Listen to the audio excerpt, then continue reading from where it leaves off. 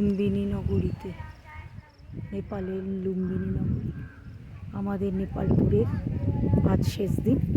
কাল গোরখপুর থেকে প্লেনে কলকাতার উদ্দেশ্যে রওনা দেব। শেষ ট্রিপের শেষ পয়েন্ট আমরা দেখলাম নেপালের লুম্বিনী নগরীতে বুদ্ধদেবের জন্মস্থান।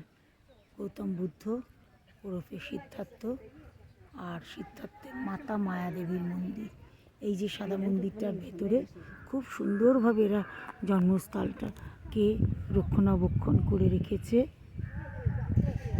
কাঁচ দিয়ে ঢাকা আছে বুদ্ধদেবের জন্মস্থানটা। আর এই চারপাশে পবিত্র তীর্থস্থান বৌদ্ধদের ক্ষেত্রে, এবং সেই সাথে আমাদের ক্ষেত্রেও অবশ্যই।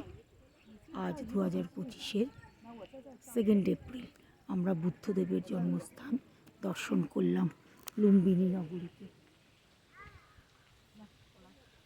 চারপাশটা আমি দেখালাম।